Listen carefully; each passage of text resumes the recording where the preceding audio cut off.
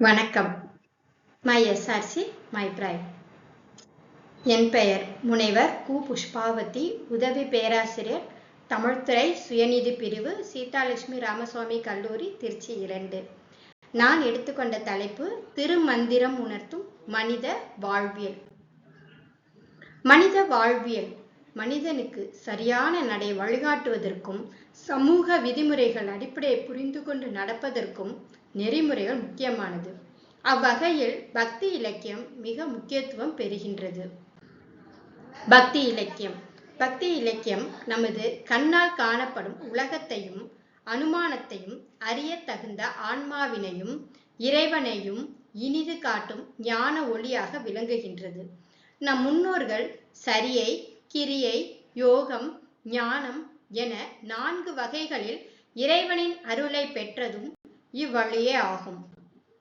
பக்தி இலக்கியத்தில் தமிழர்களின் அடையாளங்கள் என்று நாம் பார்க்கும் பொழுது, முதலில் ஆதி முதல் மனித குலத்திற்கு நல்வழிகளை காட்டி மனிதன் மனிதனாக வாழ வழி செய்யும் பக்தி இலக்கியம் தமிழர்களின் அடையாளங்களை பிரதிபலிக்கும் கண்ணாடியாக அமைகின்றது. நெற்றியில் பூசிக்கொள்ளும் திருநீறு தமிழர்கள் அடையாளமாக விளங்குகின்றது. மனிதனிடத்து ஒற்றுமையையும் ஒருமைப்பாட்டு உணர்வையும் வெளிப்படுத்துவதில் வழிபாட்டு முறையில் விளங்குவது பக்தி இலக்கியம். திருமந்திரம். என்னை நன்றாக இறைவன் படைத்தனன், தன்னை நன்றாக தமிழ் செய்யுமாறே என்ற திருமூலரின் இவ்வரிகள் தமிழின் பெருமையை உணர்த்துவது மட்டுமன்றி, இவர் தமிழ் மீதும் இறைவன் மீதும் கொண்ட ஆர்வத்தையும் உணரலாம். 3000 ஆண்டுக்கு ஒரு மந்திரமாய் பாடி 3000 திருமந்திர பாடல்களால் தொகுக்கப்பட்டதே திருமந்திரம் ஆகும். வாழ்க்கை வழிகாட்டி நூலாகவும் சாத்திர நூலாகவும் மனித வளர்ச்சிக்கு உகந்த தியானம் விளக்கும் நூலாகவும் அமைகின்றது. குண்டலினி யோகம், மருத்துவம், நல்லொழுக்கம் போன்றவற்றை விளக்கும் அரிய நூலாக அமைவது திருமந்திரம். திருமந்திரத்தின் சிறப்பு. தேவர் குரலும் திருநான்மறை முடிவும் மூவர் தமிழும் முனிமொழியும் கோவை திருவாசகமும் திருமூலர் சொல்லும் ஒரு வாசகம் என்று உணர். இது திருவாசகம், திருக்கோவையார், திருமந்திரம் ஆகிய 11 நூல்களின் கருத்தும் மனிதரை புனிதமாக்கும் ஒரே வழியையே காட்டுகின்றன என்ற ஔவையாரின் பாடல் திருமந்திரத்தின் சிறப்பை உணர்த்துவதாகவே உள்ளது. திருமந்திரம் சைவ சமய நூலாக மட்டுமன்றி அறத்தையும் ஆன்மீகத்தையும் மருத்துவத்தையும் எடுத்துரைக்கும் நூலாகவே அமைகின்றது. சேக்கிழார் வழி திருமந்திரத்தின் சிறப்பு. நான் பெற்ற இன்பம் பெருக இவ்வையகம் என்னும் உயர் நோக்கில் தான் பெற்ற ஞானத்தை நமக்கு அளித்து மகிழ்ந்தார் திருமூலர். இவரது வரலாற்றையும் பொதுமை சிந்தனைகளையும் பெரிய புராணத்தில் சேக்கிழார் பாடிய பாடல்களின் வழி உணரலாம். திருமந்திர வழிபாட்டு நெறி. வழிபடுதல் முறையில் நம் முன்னோர்கள் மனதை ஒருநிலைப்படுத்தி மிகுந்த பயத்துடன் நாடு செழிக்க, பின்வரும் தலைமுறைகள் சிறப்புற்று இருக்க இறைவனை வணங்கி நின்றனர். கோயில் இல்லா ஊர் பாழ் என்ற வரிகளை உணர்ந்து முன்னோர்கள் விலை மதிப்பில்லா பொருள்களையும் இடங்களையும் கொடுத்து மகிழ்ந்தனர். பல கோடி சொத்துக்களை செலவு செய்து திருக்கோயில்களை கட்டினர். சிவ வழிபாடு. ஆற்றர் நோய்மிக்கு அவனிமழை இன்றே போற்ற அருமன்னரும் போர்வழி குன்றுவர் கூற்ற உதைத்தான் திருக்கோயில்கள் எல்லாம் சாற்றிய பூசைகள் தப்பிடில்தானே என்ற திருமந்திரத்தில் 517வது பாடலில் சிவபெருமான் திருக்கோயில்களில் நெறிநூலும் துறைநூலும் ஆகிய வேத ஆகமங்களின் விளம்பும்படி நாள் வழிபாடு, சிறப்பு வழிபாடுகள் தவறாது செய்தல் வேண்டும். இல்லையேல் கொடிய நோய்கள் உண்டாகும். மழை பெய்யாது, மன்னன் செங்கோல் வலிமை குன்றி மரமும் மானமும் இழந்து சீரழிவர். திருநீற்றின் மகிமை. மந்திரமாவது நீரு, வானவர் மேலது நீரு என்று ஞானசம்பந்தர் திருநீற்று பதிகத்தில் மந்திர சொற்களுக்கு நிகரானதாக திருநீற்றின் சிறப்பை கூறியுள்ளார். நீரில்லா நெற்றிப்பால் என்பது ஔவையின் வாக்கு. அவ்வகை சிறப்பு பெற்ற திருநீரு தமிழர்களின் அடையாளமாகவும் புனித சின்னமாகவும் கருதப்படுகிறது. நீரு என்றால் சாம்பல், திருநீறு என்றால் மகிமை என்று பொருள். பிறப்பு இறப்பு என்னும் கொடுமையான பிறவிச் சூழலில் இருந்து விடுவித்து ஈசனின் திருவடிகளில் நம்மை கொண்டு சேர்க்கும் மாமருந்து. பத்தர் சரிதை படுவோர் கிரியையோர் அத்தகு தொண்டர் அருள்வேடத்தாகுவோர் என்பது திருமந்திரத்தில் 1419வது பாடல் வரியில் கூறப்படுகின்றது. அப்பாடல் வரியின் விளக்கம்: பத்தர் நோன்பு நெறியில் செல்வோர், சித்தர் சிவயோகர் சிவஞானியர் போன்றோர் இறைவனின் நாமத்தை கூறி நெற்றியில் திருநீறு அணிந்து செல்லும் திருக்கோலமுடையவர்கள். இவர்கள் அடக்கம், நடக்கை, இருக்கை, நினைவு, சமாதி போன்ற நிலைகளை அடையும் தன்மை உடையவர். ஏனெனில் உலகின் மேல் பற்றற்ற ஒரு நிலையை உருவாக்கும் இத்திருநீறு.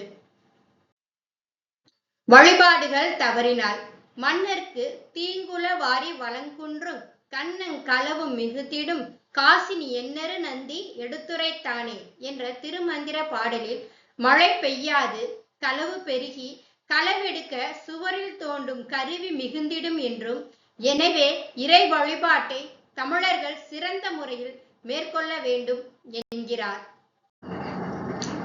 பிற உயிர்களை பாதுகாத்தல். பற்றைய நற்குரு பூசைக்கும் பன்மலர் மற்றொரு அணுக்களை கொல்லாமை ஒன்மலர் நற்றார் நடுக்கற்ற தீபமும் சித்தமும் உற்றரும் ஆவி அமர்ந்து இடம் உச்சியே என்ற திருமந்திரத்தில் திருமூலர் பிற உயிர்களை பாதுகாத்தல் வேண்டும் என்று தம் பாடல் வரிகளில் விளக்கியுள்ளார். அவற்றை இனி காணலாம். பூசைக்குரிய பொருளாகிய மலர்களை தூவி இறைவனை வணங்கினால் போதுமானதாகும்.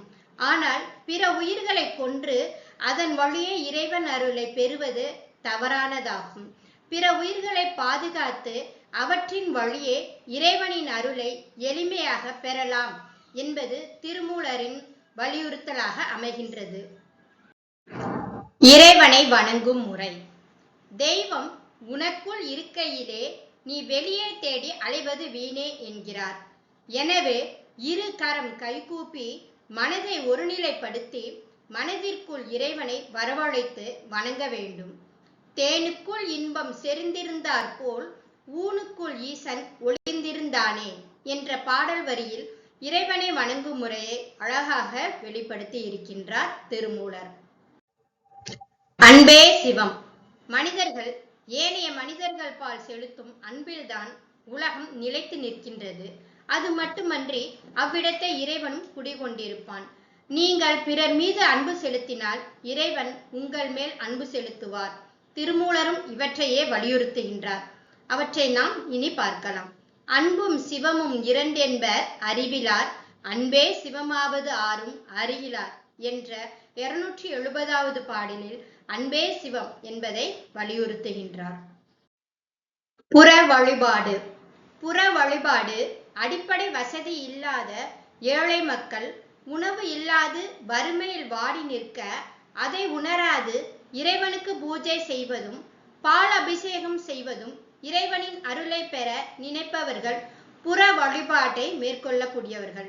இவற்றை எதிர்த்து அக வழிபாட்டிற்கு முக்கியத்துவம் தந்தவர் திருமூலர். உள்ளம் பெருங்கோயில், ஊனுடம்பு ஆலயம், வல்லர் பிரானார்க்கு வாய் கோபுரவாசல் என்று புற வழிபாட்டை எதிர்த்து அக வழிபாடு முக்கியத்துவம் வாய்ந்தது என்பதை திருமூலர் தம் பாடலில் விளக்கியுள்ளார். அக வழிபாடு மலர்களை கூடை கூடையாக கோயிலுக்கு பூஜை செய்வதை விட உள்ள அன்போடு கடவுளை வணங்கினால் போதுமானது. இறைவனின் அருளை பெறலாம். இதையே அன்போடு உருகி அகம் குழைவார்க்கு அன்றி என்போல் மணியினை எய்த ஒண்ணாதே என்று திருமந்திரத்தில் எடுத்துரைக்கப்படுகின்றது. நிலையாமை. உடலை விட்டு உயிர் பிரிந்த பின் ஆன்மாவுக்கு துணையாக உடலானது வராது. உலக வாழ்விற்கு மனிதனுக்கு துணை நின்ற பொருள் இவ்வுடல். யாக்கை, இளமை, செல்வம், உயிர் இவையாவும் நிலையில்லாதது. இவற்றை கொண்டு நன்மை செய்யாவிட்டாலும் தீமை செய்யாது இருப்போம்.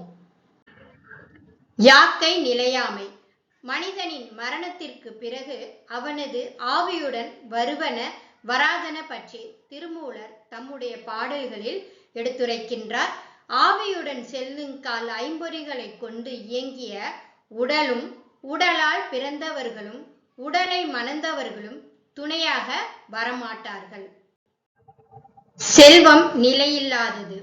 திருவடி உணர்வு கைவந்த நல்லோர் செல்வத்தின் உண்மையினை தெளிந்து செல்வம் ஆறிடும் மேடும் மடுவும் போலாம் தன்மைத்தது என்பதையும் உணர்ந்து செல்வத்தின் மீது மோகம் கொள்ளாது பிறருக்கு தேவையான உதவிகளை செய்தல் சிறப்பு என்கின்றார் திருமூலர்.